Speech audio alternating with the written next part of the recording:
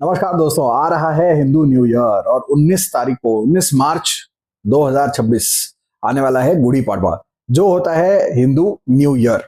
और इस दिन पे महाराष्ट्र में उसको गुड़ी पाड़वा बोला जाता है। अगर आप आंध्रा चले जाते हैं तो उसको युगादि बोला जाता है, कर्नाटक में युगादि बोला जाता है, और भी बहुत सारी जगहों पे पूरे भारत वर्ष में हिंदू न्यू ईयर को मनाया जाता है उस दिन पे, गुड़ी पाड़वा के दिन पे। क्योंकि ऐसा माना जाता है कि ब्रह्मा जी ने सृष्टि का निर्माण किया था उसी दिन पे, और सतयुग का जो आगाज था, सतयुग जो शुरू हुआ था वो गुड़ी पाड़वा से शुरू हुआ था, और इसीलिए इसका बहुत ज्यादा महत्व है।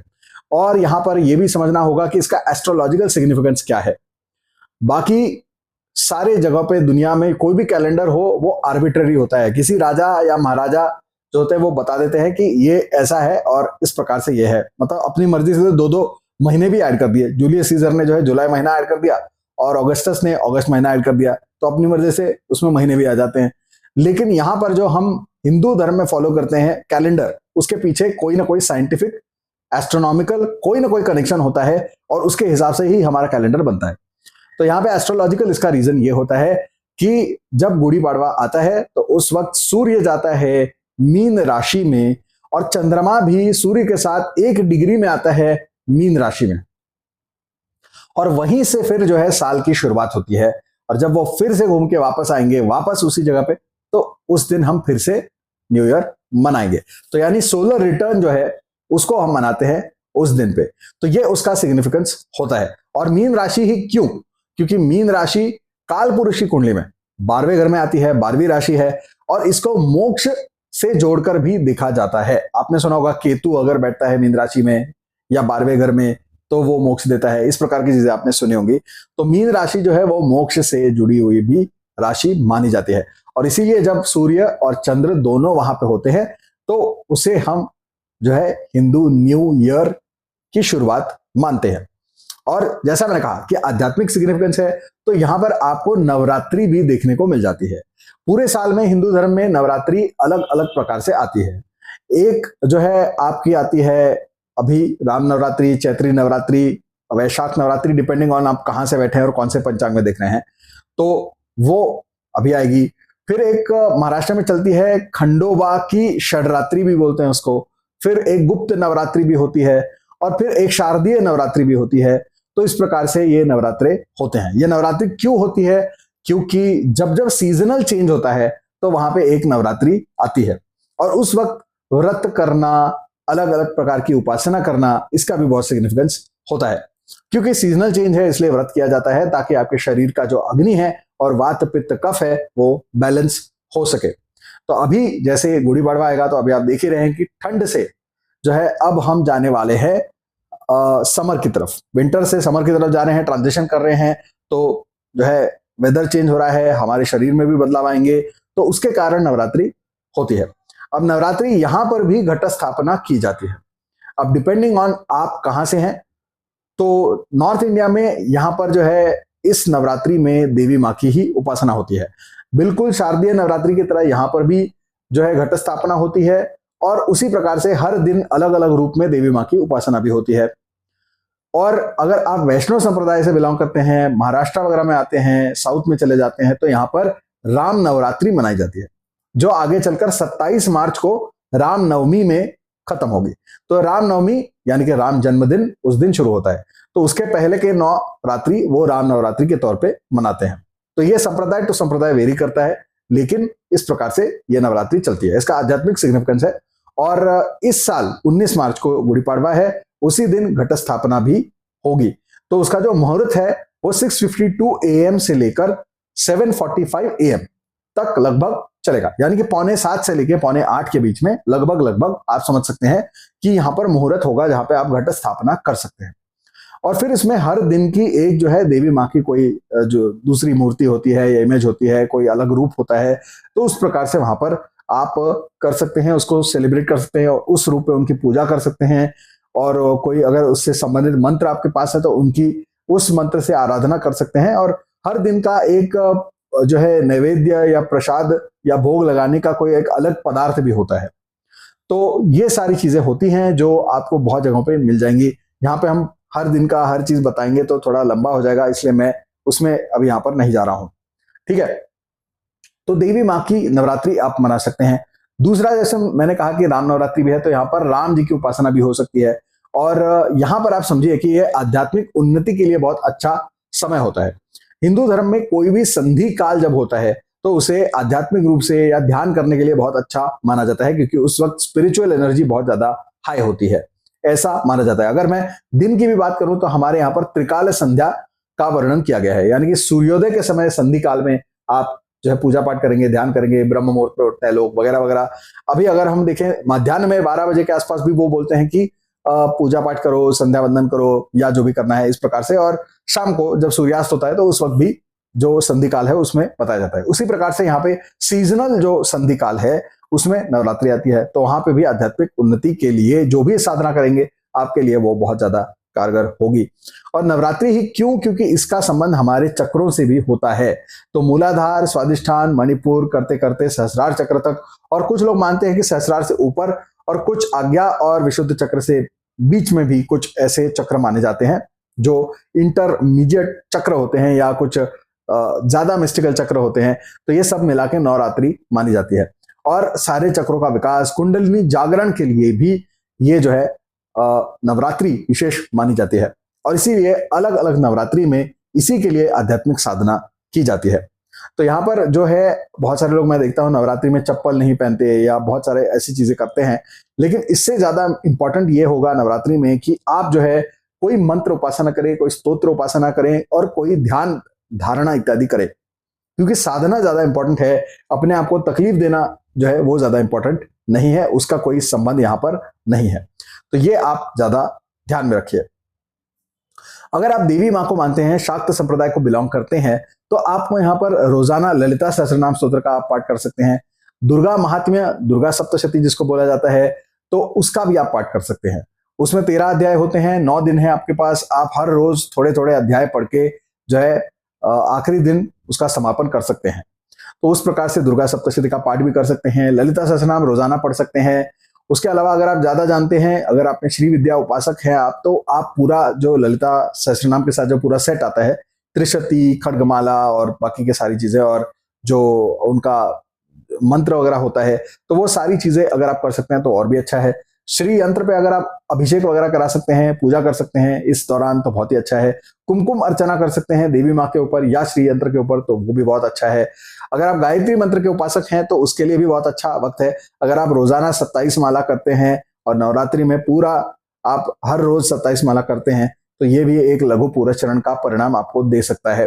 तो बहुत अच्छा परिणाम आपको देखने को मिलेगा यहाँ पर। गायत्री मंत्र, गायत्री साधकों के लिए भी बहुत ही अच्छा वक्त यहाँ पर बन रहा है। और उसके साथ साथ आप देवी माँ को भोग इत्यादि भी लगा सकते हैं, देवी माँ के मंदिर जा सकते हैं, हरी चूड़ियां अर्पण कर सकते हैं, और वहां पे साड़ी इत्यादि अर्पण कर सकते हैं। और भी कोई भोग वगैरह लगाना है तो वहां पे आप लगा सकते हैं, पूजा अर्चना कर सकते हैं। चंडी पाठ करने के लिए, चंडी हवन करने के लिए, नवचंडी, शतचंडी जैसे हवन करवाने के लिए भी ये एक बहुत ही अच्छा मुहूर्त बन रहा है, तो वो भी आप करवा सकते हैं। दुर्गा सप्तशती का क्या इंपॉर्टेंस है, ललिता सहस्रनाम का क्या इंपॉर्टेंस है, गायत्री मंत्र का क्या इंपॉर्टेंस है, ये तो बहुत ही एक लंबी चर्चा है। और इन सारी चीजों के बारे में अलग अलग वीडियोस मैंने इस चैनल पर डाले हुए हैं, benefits of all the stotras and mantras, तो आप जाके वो भी एक बार चेक कर सकते हैं कि बेनिफिट्स ऑफ ललिता सहस्रनाम जो वीडियो है वो क्या कह रहा है, गायत्री मंत्र के ऊपर 2 वीडियोस डाले वो क्या कह रहे हैं, दुर्गा सप्तशती के बारे में 1 या 2 वीडियोस डाले वो क्या कह रहे हैं। तो यहाँ पे राहु, केतु, शनि जैसे जितने भी दोष हैं, ग्रह दोष हैं और वास्तु दोष हैं और कोई भी दोष हैं, तो वो सारे दोषों को काटने का सामर्थ्य माँ दुर्गा में है। और उनकी उपासना अगर आप करेंगे नवरात्रि में विशेष करके, तो उसका बहुत ही ज्यादा फल यहाँ पर आपको देखने को मिल सकता है। विशेष करके नवरात्रि की जो अष्टमी तिथि है, नवमी तिथि है, पंचमी तिथि है, ये बहुत ही ज्यादा आपको जो है परिणाम दे सकती है, क्योंकि इसका स्पेशल इंपॉर्टेंस होता है। पंचमी, अष्टमी, नवमी और शुक्रवार अगर आ जाता है नवरात्रि में, तो उसका भी बहुत ज्यादा इंपॉर्टेंस होता है। तो ये जो दिन है वो बिल्कुल भी मिस नहीं करने हैं आपको, चाहे कुछ भी हो जाए। नवरात्रि में अगर आप कन्या पूजन करते हैं, यानी कि छोटी 10 साल से छोटी या 8 साल से छोटी लड़कियों को बुलाकर उनको चॉकलेट, मिठाई, खिलौने देते हैं, उनके पैर धोते हैं और उनको कुछ गिफ्ट्स वगैरह देते हैं, तो ये सारा जो है अच्छा माना जाता है, क्योंकि उन सारी कन्याओं को हम देवी का स्वरूप मानते हैं, क्योंकि देवी का एक स्वरूप है बाल त्रिपुर सुंदरी भी, तो यानी वो बाल रूप में भी आती हैं। तो इसलिए कुमारिका पूजन करना, कन्या पूजन करना, उसके लिए बहुत अच्छा टाइम है। जो सुहासिनी है, यानी कि जो विवाहित महिलाएं हैं उनको बुलाकर भी उनका सम्मान करना भी यहाँ पर अच्छा माना जाता है। तो उनको अगर आप साड़ी देते हैं, गिफ्ट्स देते हैं, अच्छा भोजन कराते हैं, तो इससे भी आपको बहुत अच्छा लाभ होगा, क्योंकि उन सबको हम देवी समान मानकर ही अपने घर पर बुला रहे हैं और देवी मानकर ही हम ये सारी चीजें, ये सारे उपचार उनके प्रति हम कर रहे हैं। तो जो दुआएं, जो आशीर्वाद वो लोग हमें देंगे, वो कन्याएं और वो महिलाएं, तो उससे आपका आने वाला पूरा साल जो है वो बरकत से भरा हुआ होगा, समृद्धि से भरा हुआ होगा। और इसीलिए ये नवरात्रि बहुत इंपॉर्टेंट है। तो इसीलिए इस नवरात्रि देवी माँ की जितनी हो सके उपासना करो। अगर देवी माँ का कहीं जाके दर्शन ले सकते हो तो वो भी कर सकते हो, वो भी बहुत बढ़िया है। तो ये सारी चीजें आप कर सकते हो। दूसरी तरफ अगर आप राम भगवान में मानते हैं या वैष्णव संप्रदाय से बिलोंग करते हैं, तो आप इसको राम नवरात्रि की तरह भी मना सकते हैं। राम नवरात्रि में क्या होगा कि राम नवरात्रि में आपको विष्णु सहस्त्रनाम का आप पाठ कर सकते हैं, पहली चीज। उसके बाद राम तारक मंत्र का पाठ कर सकते हैं, श्री राम जय जय राम। इस मंत्र का ज्यादा से ज्यादा आप जाप कर सकते हैं। अगर आप 1 लाख, 1.25 लाख, 90,000 इस प्रकार से अगर आप कोई टारगेट सेट करके उतने गोल जो है, उतना गोल पूरा करते हैं, उतना जाप पूरा करते हैं 9 दिनों में, तो वो भी बहुत अच्छी बात है। हरे राम हरे कृष्ण जो है वो मंत्र भी आप पढ़ ही सकते हैं, बिल्कुल। तो हरे कृष्ण, आजकल उसको इस्कॉन वाले हरे कृष्ण बोलते हैं, शास्त्र के अनुसार वो हरे राम राम राम हरे हरे, हरे कृष्ण कृष्ण कृष्ण हरे हरे, ये उसका सही सीक्वेंस है। तो उस प्रकार से भी आप कर सकते हैं। उसके भी बहुत सारी मालाएं आप कर सकते हैं, 16 माला कर सकते हैं रोजाना अगर आप चाहें। उसके बाद ओम नमो भगवते वासुदेवाय, ये तो द्वादशाक्षरी मंत्र है। अगर आप चाहें तो रोज उसकी 12 माला कर सकते हैं, 12 माला तक जाप कर सकते हैं। तो इससे भी आपको बहुत लाभ होगा। अगर आप बहुत ही तीव्र संवेग है आपका, मतलब आप बहुत ही तीव्र जो आपका आध्यात्मिक संवेग है, तो आप जो है फिर यहाँ पर मंडल पाठ भी कर सकते हैं। विष्णु सहस्त्रनाम का मंडल पाठ यानी कि कोई भी ऐसा स्तोत्र लो और उसके 1200 पाठ आपको करने हैं उन 9 दिनों में। तो आप विष्णु सहस्त्रनाम का कर सकते हो, ललिता सहस्त्रनाम का कर सकते हो। अगर आपको छोटा कुछ पढ़ना है तो देवी माँ का कुंजिका स्तोत्र पढ़ सकते हो, जो छोटा है तो इसलिए 1200 पाठ करना पॉसिबल है 9 दिनों में, तो वो आप पढ़ सकते हो। अगर राम जी के लिए करना चाहते हो तो राम रक्षा स्तोत्र भी पढ़ सकते हो। उसके साथ साथ आप जो है यहाँ पर आपको वेंकटेश स्तोत्र भी मिल जाता है। तो वेंकटेश स्तोत्र भी छोटा है, 15 आई थिंक श्लोक होते हैं, 15 या 16, तो वो भी यहाँ पर आप पढ़ सकते हो। और एक यहाँ पर अच्छी चीज ये है कि यहाँ पे विष्णु और लक्ष्मी, इन दोनों का अगर साथ में आप पूजन करते हैं, तो लक्ष्मी नारायण का पूजन अगर आप करते हैं तो बहुत ही बढ़िया है, क्योंकि यहाँ पे देवी उपासना भी होगी और नारायण की उपासना भी होगी। और दोनों जब करेंगे तो जो आपका भोग और मोक्ष दोनों की ही प्राप्ति करवाने के लिए ये बहुत अच्छा है। तो वहां पर आप वेंकटेश स्तोत्र और साथ में श्री सूक्त का पाठ भी कर सकते हैं। तो इस प्रकार से मंडल पाठ पूरे कर सकते हैं आप। फिर सत्यनारायण कथा कराने के लिए भी ये अच्छा समय है। और सत्य अम्बा एक पूजा होती है जो बिल्कुल सत्यनारायण के फॉर्मेट में होती है, लेकिन देवी माँ की पूजा होती है, तो वो भी कराई जा सकती है। विष्णु याग करने के लिए भी बहुत अच्छा वक्त है। विष्णु मंदिर में जाते हैं, बालाजी मंदिर जाते हैं, विट्ठल मंदिर जाते हैं, वहां पे तुलसी का हार चढ़ाते हैं, तो और भी बहुत अच्छा वहां पर माना जाता है। यहाँ पर अगर इस नवरात्रि में आप अगर जो है अन्नदान करते हैं, तो अन्नदान का भी बहुत ज्यादा पुण्य यहाँ पर होता है। तो किसी मंदिर में अगर आप जाकर वहां पर अन्नदान कराते हैं, या खुद अगर कहीं आपके आसपास कोई ऐसी लोकेलिटी है जहाँ पे अन्नदान किया जा सकता है, तो वहां पे आप जाके बढ़िया भोजन कराइए सबको। जितने जरूरतमंद लोगों को आप भोजन कराएंगे, उतना आपको पुण्य यहाँ पर प्राप्त होगा। तो इसका भी यहाँ पर बहुत महत्व होता है। तो ये दोनों चीजें आपको यहाँ पर आप कर सकते हैं, यानी देवी उपासना भी और विष्णु उपासना भी, और अलग से राम उपासना भी अगर आप करना चाहे, राम तारक मंत्र, राम रक्षा स्तोत्र, तो ये भी आप यहाँ पर कर सकते हैं। और यहाँ पर एक रामायण की एक आध्यात्मिक साइड मैं अगर आपको बताऊं, तो वो भी यहाँ पर मैं आपको बताना चाहता हूं कि रामायण को सिर्फ ऐतिहासिक या माइथोलॉजिकल समझ के आपको इग्नोर नहीं करना चाहिए। रामायण जो है वो एक आध्यात्मिक कहानी है, तो ये प्रतीकात्मक कहानी है। तो माँ सीता जो है वो कुंडलिनी शक्ति है, और जो राम जी हैं वो आत्मा राम है, यानी कि वो आत्मा स्वरूप है। जो आत्मा का प्रतीक है वो राम जी है, जो जीव है या कुंडलिनी है वो सीता माँ है। और उनका हरण किसने किया है? रावण ने किया है। रावण कौन है? 10 सर वाला अहंकार ने इस जीव को अंधकार में, या जो अज्ञान के अंधकार में उसको कैद करके रखा हुआ है, यानी मूलाधार चक्र में उसको दबा के रखा हुआ है, उसको बंद करके रखा हुआ है। और वहां पे जब राम जी, आत्मा राम या भगवान की रोशनी वहां तक पहुंचेगी, तो भगवान फिर जो है अहंकार का नाश करेंगे और सारे विकारों का नाश करेंगे, यानी कि सारे जो राक्षसों की फौज आएगी उसका भी तो वो नाश करेंगे। और उनके साथ बानर सेना आएगी, वो कौन है? वो सद्गुण है, वो सारे दैवी गुण हैं। तो सारे दैवी गुण और सारे आध्यात्मिक गुण और आत्मा, और उनके साथ लक्ष्मण जी हैं जो विवेक है। तो विवेक, आत्मा और सारे दैवी गुण मिलके जो सारे असुर हैं और आसुरी जो सारी प्रवृत्तियां हैं और अहंकार है उसका संहार करेंगे, और जीव की कुंडलिनी की जो है मुक्ति करेंगे, और उसको लंका से यानी मूलाधार से उठाकर आज्ञा और सहस्रार चक्र यानी अयोध्या लेकर उसको वापस जाएंगे पुष्पक विमान में। तो ये उसका असली मतलब है। और ये जो नवरात्रि है, आप ऐसा समझो कि ये नवरात्रि में यही यात्रा पूरी होने वाली है। विकार और अहंकार इनको जो है इनका नाश करके आप आत्माराम और कुंडलिनी, माँ सीता और राम जी का मिलन यहाँ पर हो सकता है। तो कुंडलिनी जागरण करके उसको सहस्रार तक ले जाने के लिए ही नवरात्रि होती है। तो इन 9 रात्रियों में जो मेन गोल है वो यही है कि अपनी चेतना को उठाकर जितना हो सके उतना उसको उठाना है, और कॉन्शियसनेस को जितना ऊंचे चक्रों तक लेकर जा सकते हो वहां तक उसको लेकर जाना है। बहुत ज्यादा उपवास करना ये उसका मतलब नहीं है, ठीक है। हम वजन कम करने की कोशिश नहीं कर रहे, हम आध्यात्मिक रूप से अपना विकास और उन्नति करने की कोशिश कर रहे हैं। तो उस पर हमें ज्यादा ध्यान देना चाहिए। अब आप राम जी को मानो या देवी माँ को मानो या विष्णु जी को पूजो या लक्ष्मी नारायण को पूजो, ये सारे ऑप्शंस आपको मैंने यहाँ पर आज दे दिया है। तो इनमें से जो भी आपको अच्छा लगे, जो भी आपको पसंद आए, उस प्रकार से आप उपासना करना शुरू करिए। और इस दौरान अगर आप ध्यान करते हैं तो और भी बढ़िया है। अगर आपको मंत्र स्तोत्र पढ़ने में इंटरेस्ट नहीं है तो आप सिर्फ ध्यान करना चाहते हैं, ध्यान भी कर सकते हैं। उसके लिए मैंने अमृत वेला वाला एक वीडियो डाला था जिसमें मैंने ब्रह्म मुहूर्त और अमृत वेला का विशेष महत्व बताया था। तो आप अमृत वेला पे उठने का संकल्प कर लीजिए कि इन नवरात्रियों में बाकी कुछ नहीं तो मैं सिर्फ अमृत वेला में 2 से 4 रात को बैठ के ध्यान करूंगा। ये करेंगे तो उससे भी आप देखेंगे कि 9 रात्रियों में आपका बहुत आध्यात्मिक विकास हो चुका होगा। साथ में अगर आप कोई अफर्मेशन या विजुअलाइजेशन करना चाहते हैं उस दौरान तो वो भी आपका सफल हो जाएगा। तो ये भी यहां पर आपको ध्यान में रखना है।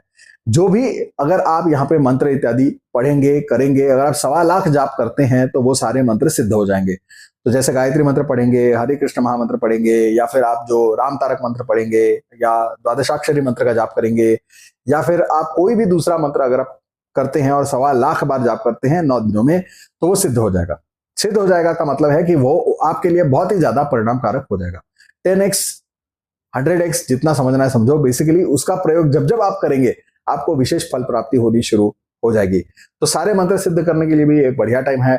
जिसका मंडल पाठ करोगे स्तोत्र का 1200 बार पाठ करोगे वो भी सिद्ध हो जाएगा। और अगर आपके पास कोई माला मंत्र है, माला मंत्र अगर है तो उसका भी आप जितना हो सके उतने बार आप जाप कर सकते हो। माला मंत्र जैसे होता है कि खड्ग माला मंत्र होता है या दत्त माला मंत्र होता है, तो माला मंत्र भी होते हैं सारे देवी देवताओं के। तो वो माला मंत्र का जाप भी आप कर सकते हैं, 1200 पाठ कर सकते हैं इन दिस ड्यूरेशन। 9 रात्रियों में या 9 दिनों में आप उसको भी पूरा कर सकते हैं, सिद्ध कर सकते हैं। तो संकट काल में जब सिद्ध स्तोत्र या सिद्ध मंत्र किया जाता है तो जल्दी जल्दी आपको परिणाम मिलते हैं। ये उसके पीछे की भावना है। तो नवरात्रि आ रही है, 19 मार्च से आएगी और 26 तक चलेगी। 27 मार्च को रामनवमी है। तो इस प्रकार से ये चैत्र नवरात्रि आने वाली है, राम नवरात्रि आने वाली है। तो उसको धूमधाम से मनाइए, खुशियों के साथ मनाइए, परिवार के साथ मनाइए और आध्यात्मिकता से मनाइए। इस दौरान जितना हो सके उतनी उपासना करिए, यानी कि स्तोत्र और मंत्र को पढ़िए, वो भी संस्कृत स्तोत्र और संस्कृत मंत्र को ही पढ़िए, क्योंकि उसी का विशेष लाभ होता है। शास्त्रों में संस्कृत स्तोत्र और मंत्र ही कहे गए हैं, तो उसका आपको लाभ जरूर होगा। और उसके साथ साथ जो मैंने कहा अन्नदान और दान धर्म इत्यादि कर सकते हैं तो वो भी करिए, कन्या पूजन इत्यादि करिए। जो जो मैंने यहाँ पर बोला है वो सारी चीजें आप कर सकते हैं और ध्यान इत्यादि भी कर सकते हैं। यहाँ पे बहुत सारे लोग पूछेंगे कि बिना दीक्षा के हम मंत्र कैसे करें, बिना दीक्षा के स्तोत्र कैसे पढ़ें और वगैरह वगैरह वगैरह। नीचे सोना पड़ेगा, जमीन पे सोना पड़ेगा, हम नॉनवेज नहीं खा सकते, हम प्याज लहसुन नहीं खा सकते, वगैरह वगैरह। तो मैंने क्या बोला बीच बीच में आपको यही बोला वीडियो में कि ये बाह्य नियम है, इन पे ध्यान ज्यादा मत दो। ज्यादा ध्यान ये दो कि आपको ज्यादा से ज्यादा स्तोत्र और मंत्र का जाप और पाठ करना है और ज्यादा से ज्यादा ध्यान करना है। साधना ज्यादा करनी है, आजू बाजू की चीजें ज्यादा नहीं करनी है। और दीक्षा की बात करें तो दीक्षा पुराने जमाने में इसलिए दी जाती थी क्योंकि संस्कृत लोगों को आता नहीं था, तो इसलिए उनको पढ़ाना पड़ता था अलग से। आज ऐसी अवस्था नहीं है। और मंत्र और भगवान या देवी माँ सबसे शक्तिशाली है, ठीक है। तो आप अगर पढ़ना शुरू करेंगे तो अपने आप वो देवी माँ जो जो आपसे करवाना है वो करवाएंगी, जिसको आपसे मिलवाना है मिलवाएंगी। गुरु अगर आना है तो आएगा, नहीं आने की जरूरत है नहीं आएगा। और आपकी जो भी चक्र जागरण कराने हैं, शुद्धि करनी है, सब कुछ वो देवी माँ कराएंगी, सब कुछ राम जी कराएंगे, सब कुछ नारायण कराएंगे। उनमें सामर्थ्य है, मंत्रों में सामर्थ्य है, स्तोत्र में सामर्थ्य है। आपको सामर्थ्य क्रिएट करके उनको पढ़ना नहीं है, सामर्थ्य क्रिएट करने के लिए उनको पढ़ना है, उनको धारण करना है। तो ये सारे स्तोत्र मंत्र जो भी पढ़ोगे, अपने आप तुम्हारा सामर्थ्य ऊपर चढ़ेगा, दीक्षा लेने की आवश्यकता नहीं है। ये जब साधना करोगे और साधना जब बढ़िया करोगे तो अपने आप समझो कि वो देवी या नारायण जो भी है, वो भगवान, वो शक्ति, वही आप पे शक्तिपात करेगी, वही आपको दीक्षा देगी और वही आपका उद्धार करेगी। और उसके अलावा और किसी में वो करने की क्षमता भी नहीं है और किसी की जरूरत भी नहीं है। तो ये याद में रखना, हमेशा ध्यान रखना और इस नवरात्रि को ज्यादा से ज्यादा आध्यात्मिकता के साथ बिताना। ठीक है, श्री मात्रे नमः, हरे कृष्णा। और मिलते हैं अगले वीडियो में ऐसे ही बढ़िया बढ़िया जानकारी लेकर। चैनल को सब्सक्राइब करो, बेल आइकन को प्रेस करो और इस वीडियो को ज्यादा से ज्यादा शेयर करो। और अगर पिछले वाले वीडियोस नहीं देखे हैं, जाके देखो। इस चैनल पे होता है लाइव रोज रात को, जहां पे हम फ्री Q&A करते हैं अबाउट एस्ट्रोलॉजी, न्यूमरोलॉजी, वास्तु और भी बाकी कोई डाउट्स हैं तो आप पूछ सकते हैं। तो उसके लिए आप इस चैनल के मेंबर भी बन सकते हैं। इस चैनल को सब्सक्राइब करके बेल आइकन इसीलिए प्रेस करें ताकि आपको नोटिफिकेशन हर रोज मिलता रहे। और चैनल को सपोर्ट करना चाहते हैं तो सुपर थैंक्स, सुपर चैट इत्यादि भेजकर या मेंबर बनके आप इस चैनल को सपोर्ट कर सकते हैं। थैंक्स फॉर वॉचिंग एंड मिलते हैं with amazing information in the next video.